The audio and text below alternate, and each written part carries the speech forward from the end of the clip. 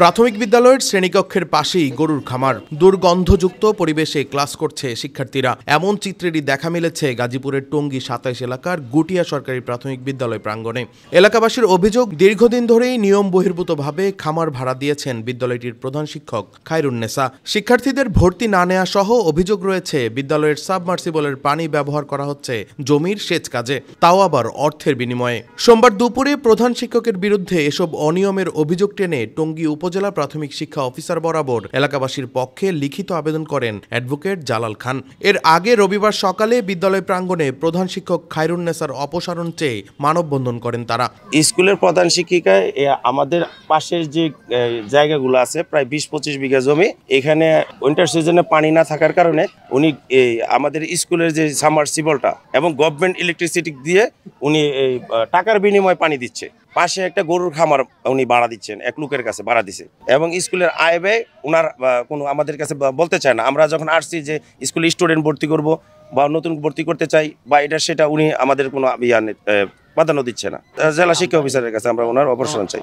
বললাম যে আমরা একটু অফিস কক্ষটা একটু দেখতে চাই, বলতেছে ওইটা দেখাইবো না। আমাদের মুরব্বীরা যে চাবি চাইছে, বলতেছে চাবি আছে ওই যে যারা গরু পালন করতেছে তাদের কাছে। একটা স্কুলের অফিস রুমের চাবি যদি একটা গোয়াল ঘরের লোকের হাতে থাকে, তো আসলে পরে যে পরিস্থিতি দেখলাম, ওই চাবি খোলার পরে আপনার অফিস ঘরটাও দেখলাম গোয়াল ঘরের মতোই। ওই মেশিন, তারপরে যে গরু পালন করে, যেমন কার্পেটের উপরে গরু পালন করে, এরপর আপনার এই যে পানি সেচ করা যে পাইপ, এই পাইপ সাবমার্সিবল দিয়া যে পানি উত্তোলন করা হয়, যেটা স্কুলের কাজেই শুধু ব্যবহৃত হবে, টাকার বিনিময়ে এই পানি দেয়। এসব বিষয়ে কথা বললে মামলা হামলার ভয় দেখান বলেও অভিযোগ করেন এলাকাবাসী। এই রাস্তাঘাট, কালভার্ট, এগুলো সবকিছু উনি ওনার নিজের ভাষ্যমতে আমরা যখন বসছিলাম বলছিল যে ওনার কনসেন্টে মন্ত্রী মহোদয় এবং আমাদের স্থানীয় কাউন্সিলর আব্দুল আলী মোল্লা, ওনার কনসেন্ট ছাড়া উনি কারো কথা শুনবেন না। এবং যখনই স্টুডেন্ট ভর্তি করতে আসে, উনি বইয়ের জন্য ১০০ টাকা ফি দাবি করে, ভর্তির জন্য উনি নানা ধরনের তালবাহানা করে, উপবৃত্তির টাকা, এই ধরনের বিষয়গুলো আমাদের ঠিকভাবে ছেলেপেলেরা পাচ্ছে না। এবং এগুলোর বিরুদ্ধে যখনই কথা বলতে যায় তখনই উনি মামলা হামলার ভয় দেখায়। এখন আমরা চাই ওনার মতো প্রধান শিক্ষকের হাতে আমাদের শিক্ষা ব্যবস্থা আদৌ কতটুকু নিরাপদ, এটা জাতি জানতে চায়।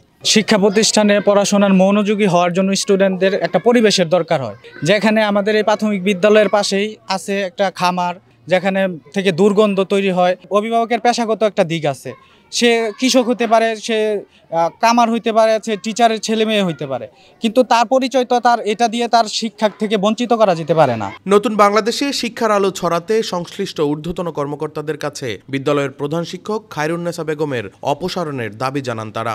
আমরা ২৪-এর বাংলাদেশ, আমরা নতুন করে বাংলাদেশটা আবার সাজাতে চাই এবং আমরা নতুনভাবে এই স্কুলটা আবার সাজাতে চাই। এই জন্য যারা সরকারের দায়িত্বপ্রাপ্ত আছে, ঊর্ধ্বতন কর্মকর্তা আছে, আমরা ওনার কাছে আকুল আবেদন যে এই স্কুলে প্রধান শিক্ষকের অপসারণ চাই। জেলের ছেলেদের পড়াশোনা করে কি হবে, এই নেতিবাচক মন্তব্যের বিষয়ে জানতে চাইলে তিনি বলেন, এটা সম্পূর্ণ মিথ্যা কথা। এই ধরনের কোনো বাক্য আমি ব্যবহার করিনি।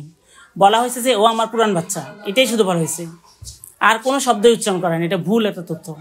স্কুলের নিরাপত্তার স্বার্থে এই পরিবারটিকে থাকতে দেওয়া হয়েছে বলে জানান প্রধান শিক্ষক। ১৬ সালের আগ থেকেই এই স্কুলটার নিরাপত্তার স্বার্থেই এলাকার লোকজন মিলেই ওনাকে এখানে থাকার জন্য ব্যবস্থা করে দিচ্ছে। এটা ১৬ সালের আগ থেকেই।